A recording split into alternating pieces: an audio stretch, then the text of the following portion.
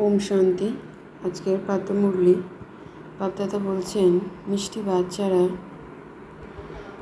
এটা হলো তোমাদের মোস্ট ভ্যালুয়েবল সময়। এই সময় তোমরা বাবার পূর্ণ সহযোগী হও। সহযোগী বাচ্চারাই উঁচু পদমর্যাদা প্রাপ্ত করে। মুরলির প্রশ্নে বাবা বলছেন, সার্ভিসেবল বাচ্চারা কোন অজুহাতটি দেখতে পারে না। উত্তরে বাবা বলছেন, সার্ভিসেবল বাচ্চারা এই অজুহাত দেখবে না যে বাবা এখানে ঠান্ডা, এখানে গরম আবহাওয়া, তাই আমি সার্ভিস করতে পারবো না।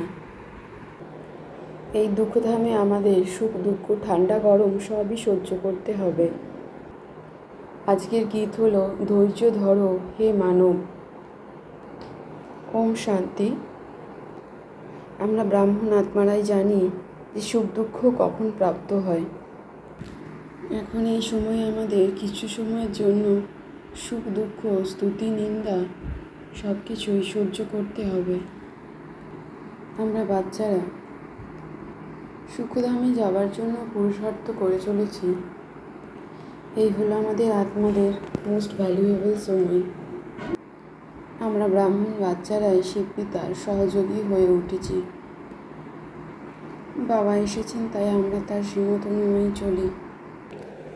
ভারতের ও দুনিয়ার সেবা অসীম জগতের পিতাই করেন। তাই আমরা মিষ্টি বাচ্চারা এখন বাবার সঙ্গে সহযোগী হয়ে উঠেছি। বাবার ডাইরেকশনে আমরা সবাইকে মায়ার বন্ধন থেকে মুক্ত করব। বাবা আমাদের পাথর বুদ্ধি থেকে স্পর্শ বুদ্ধিতে পরিণত করছেন। আমরা বাবার সেবাধারী আত্মা হয়ে উঠছি। আমি আত্মাবিন্দু তীব্র পুরুষার্থ করে চলেছি। শিব পিতাকে স্মরণের দ্বারা ও বাবা দিব্য সকাশ দান করে চলেছি। আমরা ব্রাহ্মণ বাচ্চারা বাবার শ্রীমত অনুযায়ী চলে স্বর্গবাসী হওয়ার যোগ্য হয়ে উঠছি। আমি আত্মাবিন্দু যোগযুক্ত অবস্থায় থেকে সার্ভিস করে চলেছি। আমি আত্মাবিন্দু শিব পিতাকে স্মরণের শক্তি দ্বারাই পুরো দুনিয়াকে পবিত্র করে তুলেছি। আমি আত্মাবিন্দু দেহ অভিমান ত্যাগ করে শিব পিতাকে স্মরণ করে চলেছি। শিব পিতা হলেন পতিত পাবন জ্ঞানের সাগর। তাই শিব পিতাকে স্মরণের দ্বারাই আমি আত্মাবিন্দু শক্তিশালী স্থিতিতে স্থিত রয়েছি। পরমাত্মা দিব্য পবিত্র ঊর্জা আমি আত্মার মধ্যে প্রবেশ করছে। আমি আত্মার দেহ আলোয় পরিণত হচ্ছে। বাবাকে স্মরণের দ্বারাই আমরা আত্মারা বিন্দুরা পুনরায় বিশ্বের মালিক হয়ে যাচ্ছি। ফলোফাদার হয়ে বাবাকে ফলো করে আমরা সুপুত্র হচ্ছি। মাম্মা বাবাকে ফলো করে আমরা বিশ্বের রাজত্ব প্রাপ্ত করছি। আমরা যারা বাবার আত্মিক সন্তানেরা শিব পিতাকে বেশি করে স্মরণ করি, তারাই আমরা সর্বপ্রথম নতুন দুনিয়াতে আসব।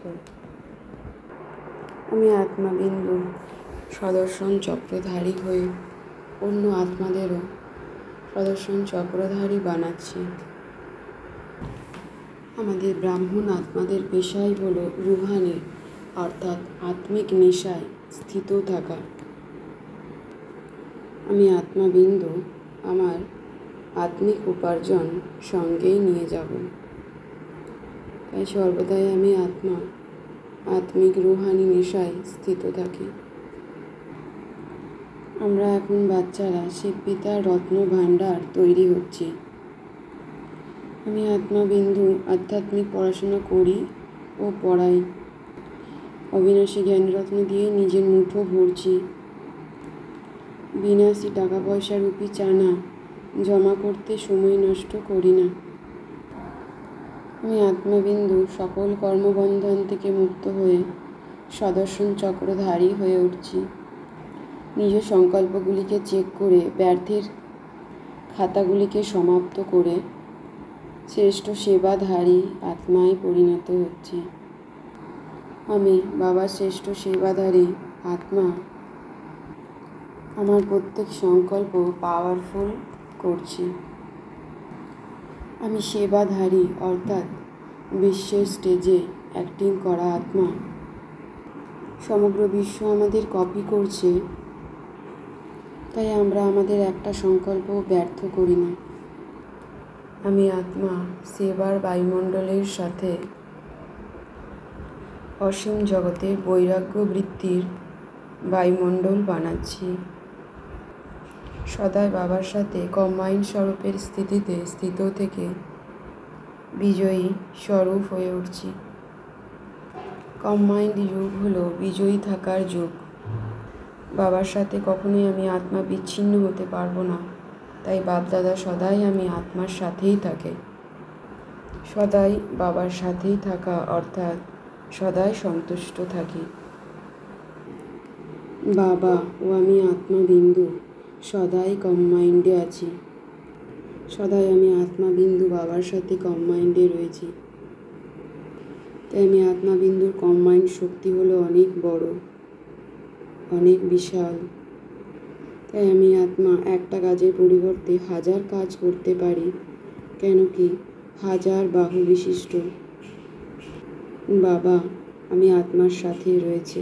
ওম শান্তি শান্তি শান্তি ওম।